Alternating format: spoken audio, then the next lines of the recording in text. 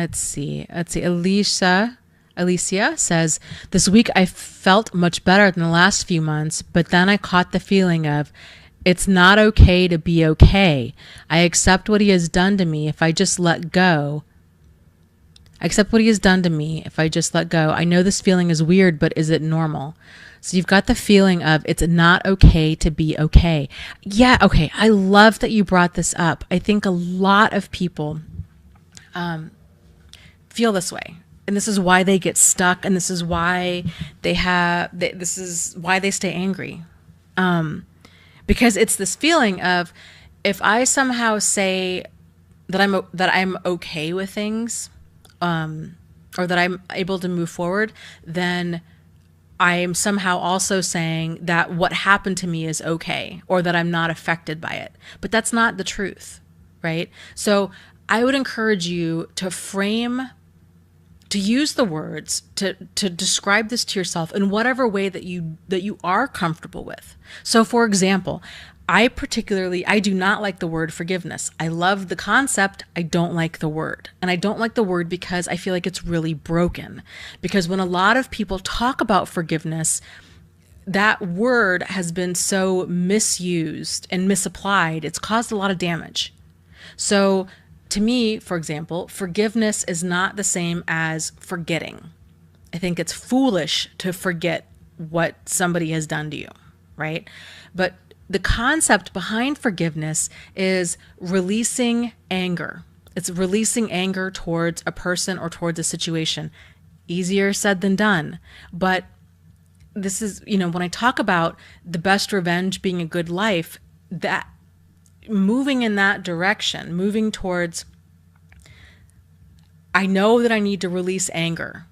I know what happened to me is not okay. It's not fair. It's not right. Right?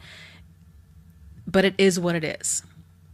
And I know that if I continue to have anger in my heart and inside of me, I will be the one that will suffer. I will be the one that is going to become bitter and hateful and angry. And I don't want that. I don't want that. Like I want peace. I want happiness. I want joy. I want healing. I want all of these good things in my life.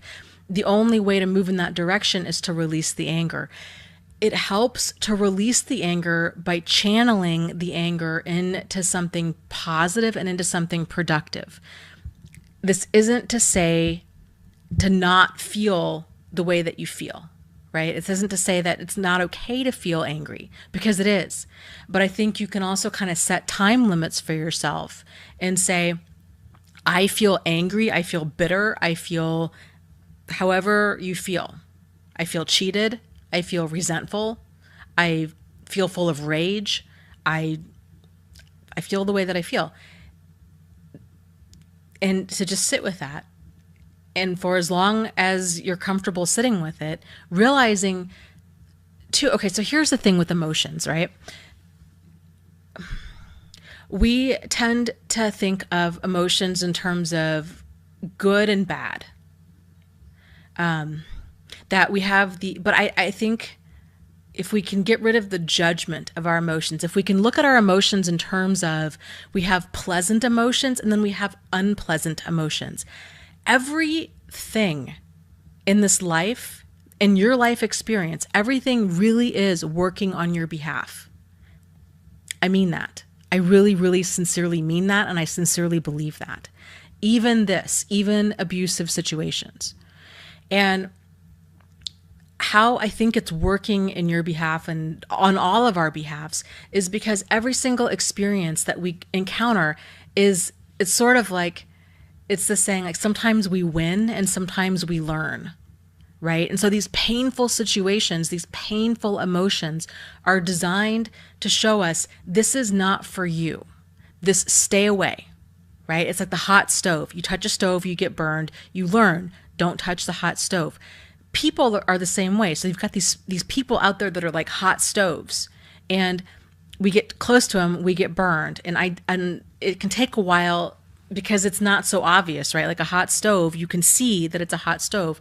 With the problematic person, it's not so easy because you have wolves in sheep's clothing, right? But But once you can realize, okay, there's problematic people out here. This is how I feel when I'm with a problematic person or in a problematic situation. I feel some degree of painful emotion. I feel anger, irritation, frustration, fear, depression, anxiety. I'm feeling this range of uncomfortable emotions. These emotions are your friend. They're telling you, hey, Alicia, don't go here. Like, this is not for you. This causes you pain. You are off track. And so if you can interpret your emotions this way and realizing, okay, these uncomfortable emotions are my friend, they're trying to keep me safe, then you can start gravitating more towards what you know feels good, because those are the signals of ding, ding, ding, you're on track, you're on track, you're on track. And the more you start doing that and the more you start getting used to feeling good, the more your life is just going to really start working. And you're going to be living a life of purpose on purpose. And it's just, things are just going to start clicking, and it's amazing. So there are a lot of lessons, hard lessons, painful, really, really painful lessons that come along with abusive relationships. But with anything in life, there's always a gift buried, there's always something buried deep in that. And it's whether or not we can find it. And that takes a certain level of healing and emotional distance to see it. Because when we're out of these relationships, we are so emotionally raw that it's really hard to think that anything good can come out of this. But I'm telling you from personal experience and from other people that I've talked to in support groups, once you're out of it long enough, once you can start kind of reframing your understanding of this and of kind of events in life and realizing that everything is really working for you, there's a lot of healing that can come from that. So,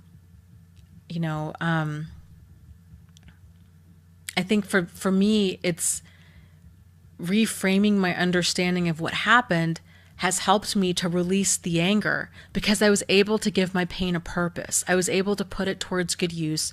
I was able to use it as, rocket fuel to propel me into a life that I loved, and getting really clear on what does that look like for you? What are the elements? What are the people, the places, the things, the experiences that would make up a life that you love? And then reminding yourself, you know what? These emotions are here because they have a lesson for me. And everything is really working for me. Even though it might not feel like it, it really is. And I'm going to start moving in that direction of those positive feelings, especially those feelings where when you're feeling excited and juiced, and that deep sense of knowing of, that's what I want to go do. Or that's who I want to hang out with. Like, you just know, like, somebody had mentioned the other day in the support group, a Bible passage. And I'm not Christian. If anything, identify as more of like agnostic with a twist of Buddhist. But I think, it's like anything else. We hold on to what helps, let the rest go.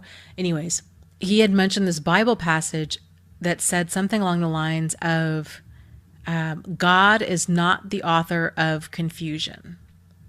And I think that is so profound, because God, or again, kind of whatever your faith is, God is clarity.